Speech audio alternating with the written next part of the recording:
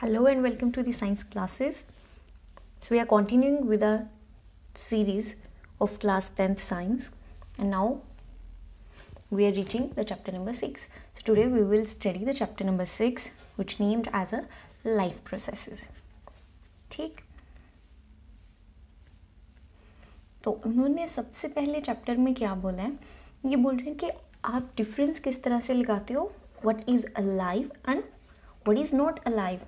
तो किस तरह से आप पता करते हो कि जो चीज़ है that is a living being और not a living being, non living.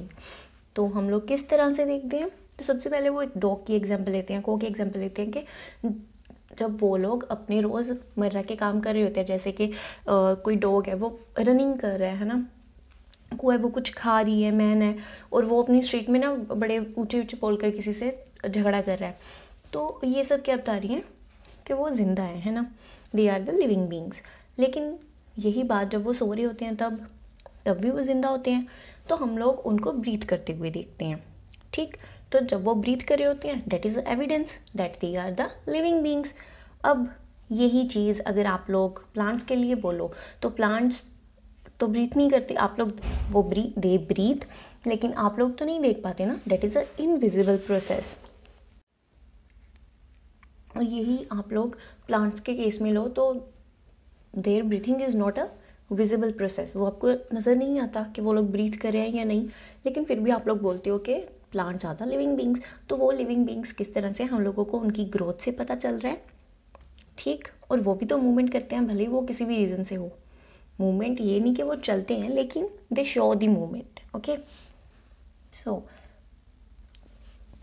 अब उन्होंने बोला कि चलो हम लोगों ने देख लिया वो लोग ब्रीथ कर रहे हैं, और भी तो बहुत सारे लिविंग क्रिएचर्स हैं, बहुत छोटे छोटे, जो कि एक विजिबल ब्रीथिंग प्रोसेस को कैरी आउट नहीं करते, तो लेकिन वो भी तो ब्रीथ तो कर रहे हैं और वो लिविंग बीइंग भी हैं. तो आप लोग किस तरह से बोलोगे कि they are the living beings.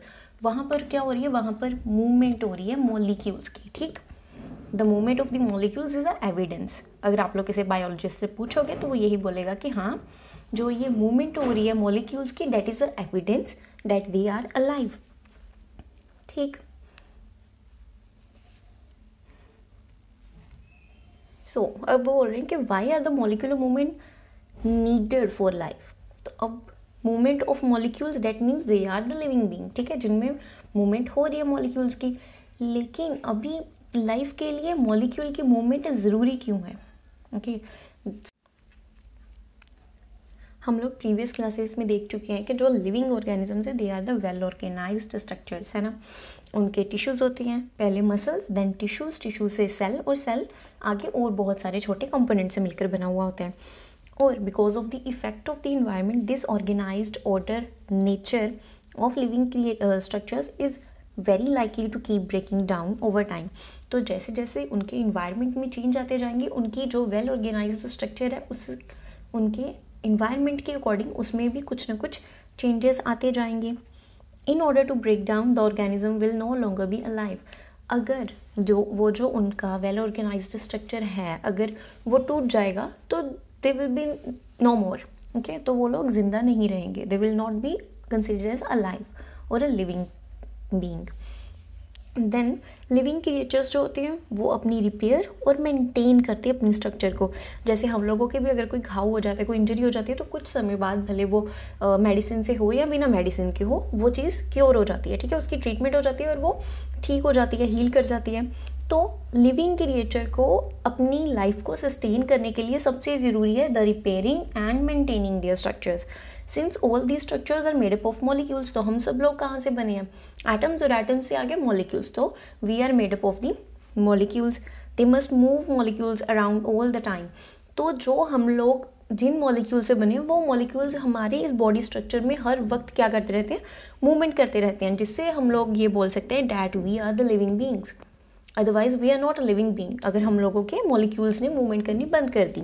ठीक है, अब हम लोगों ने ये बोला कि रिपेयर और मेंटेनिंग देयर स्ट्रक्चर्स, है ना, कि वो ये उनका काम होता है. So what are the maintenance processes in the living organisms. तो चलो देखते हैं कौन कौन से होते हैं.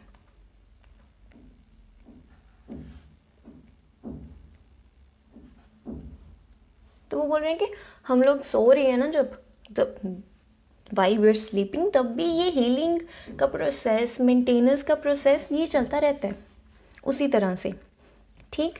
Since these maintenance processes are needed to prevent the damage and break down, तो ये जो मेंटेनेंस प्रोसेस है ना, ये बहुत ज़्यादा ज़रूरी है ताकि हम लोगों की स्ट्रक्चर ना तो डैमेज और ना ही उसमें कोई ब्रेक डाउन देखने को मिले। और इस मेंटेनेंस प्रोसेस के लिए we required the energy, okay, energy is needed for them, so this energy comes from the outside of the body. तो ये जो एनर्जी हम लोगों को मिल रही है, ये हमारी बॉडी के अंदर प्रोड्यूस नहीं होगी, ये कहीं बाहर से मिलेगी हमको, okay. And what is that is सबसे पहला सोर्स जो हमारी बॉडी के बाहर हम लोगों को एनर्जी के तौर पे मिलता है, that is the food, we call it as a food, ठीक है। और most commonly we call a process food हम लोग खाते हैं तो उसको क्या बोल देते हैं, न्यूट्रिशन, ठीक है। So if the body size of the organism is to grow, additional raw material will also be needed from outside। तो जब देखो, जब बच्चा छोटा होता है तो उसका जो खाने की रिक्वायरमेंट है, उसकी जो खाने की, वो भी कम होती है। जैसे जैसे वो ग्रो करता जाता है उसकी खाने की रिक्वायरमेंट्स बढ़ती जाती हैं, है ना।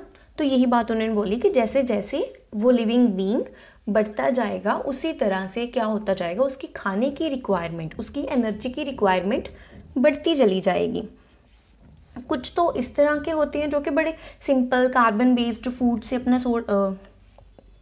फूड सोर्सेज लेते हैं, ठीक है, यानी कि एनर्जी सोर्सेज, जो फूड सोर्सेज वो ले रही हैं they are the carbon based. और कुछ होते हैं जो कि काफ़ी ज़्यादा कॉम्प्लेक्स बेस्ड होती हैं, ठीक है, काफ़ी ज़्यादा कॉम्प्लेक्सिटी होती है, वहाँ से अपने उस तरह के फूड को अपना वो एनर्जी के लिए यूज़ करते हैं, ठीक।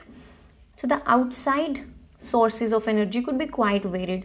तो ऑफकोर्स ये पर्सन टू पर्सन भी वेरी करता है और इन्वायरमेंट टू इन्वायरमेंट भी वेरी करता है, और हम लोगों के जोग्राफिकल चेंजेस पर भी डिपेंड करेगा, ठीक है। जो लोग कोस्टल एरिया पर रह रहे हैं वो ज़्यादातर फिश खाते होंगे, और जो लोग केरला वाली साइड में रह रहे हैं वो लोग ज़्यादा राइस कंज्यूम करते हैं, ठीक है। तो इस तरह से जैसे जैसे हम लोगों के एरियाज चेंज होते जाते हैं, हम लोग के इन्वायरमेंट चेंज होते जाते हैं, उसी तरह से हम लोगों के फूड के सोर्सेज भी चेंज होते जाते हैं, ठीक। और ये जो इन्वायरमेंट है ना, ये किसी इंडिविजुअल के कंट्रोल में नहीं होता, ठीक है। अब ये तो है नहीं कि आप बोलोगे बारिश हो जाए और बारिश हो जाएगी, आपने बोला धूप निकल आए तो धूप निकल जाएगी, ऐसा नहीं होता। तो वो किसी इंडिविजुअल ऑर्गेनिज्म के कंट्रोल में नहीं होती। एक इंडिविजुअल ऑर्गेनिज्म को अपने इन्वायरमेंट के तरफ थोड़ा सा उसको अडेप्ट करना पड़ता है अपने इन्वायरमेंट को, okay. So these sources of energy therefore need to be broken down और build up in the body. तो कुछ भी हमारी बॉडी में टूट रहा हो, बन रहा हो, उसके लिए we need energy and must be finally converted to a uniform source of energy that can be used for the various molecular movement needed for the maintaining living structures। तो ये मेंटेनेंस का जो काम है लिविंग स्ट्रक्चर्स में, उसके लिए हम लोगों को एनर्जी चाहिए और एक यूनिफॉर्म सोर्स चाहिए एनर्जी का। ये नहीं कि एक टाइम पर बड़ी लो एनर्जी और एक टाइम पर बड़ी पीक पर एनर्जी चल रही हो, नहीं, हम लोगों को एक यूनिफॉर्म सा सोर्स चाहिए, ठीक। So as well as to the kind of molecules the body needs to grow. तो जिस तरह से मॉलिक्यूल्स की ज़रूरत होगी उसी तरह से हम लोगों को अलग अलग सोर्सेज से अलग अलग तरह की एनर्जी, मतलब एनर्जी तो वहीं से प्रोड्यूस होगी लेकिन फूड की ज़रूरत पड़ेगी, ठीक है। अब सिंगल सेल्ड ऑर्गेनिज्म है, ठीक है। अब एक सिंगल सेल ऑर्गेनिज्म की बात कर लो। No specific organs for taking in food, exchange of gases और the removal of waste may be needed because the entire surface of the organism is in contact with the environment। तो इसमें क्या हो रहा है कि उसके स्पेसिफिक ऑर्गेनिजम्स तो है नहीं, जैसे हाथ हो, पाँव, इस तरह से तो उनके है नहीं, ठीक है ना। तो इसलिए उनके कोई ऑर्गेनिजम्स स्पेसिफिकली ये भी नहीं है कि कहाँ से वो फूड खाएंगे, कहाँ से उनकी गैसेस का एक्सचेंज होगा और कहाँ से वो अपने वेस्ट मटेरियल बाहर निकालेंगे, ठीक है। और वो पूरे के पूरे इन्वायरमेंट को एक्सपोज होते हैं, ठीक है। But what happens when the body size of the organism increases and the body design becomes more complex? तो वो बोल रहे हैं क्या होता है जब हम लोग का बॉडी साइज बड़ा होता जाता है और कॉम्प्लेक्स होता जाता है। तो in multicellular organisms all the cell may not be in direct contact with the surrounding of the environment.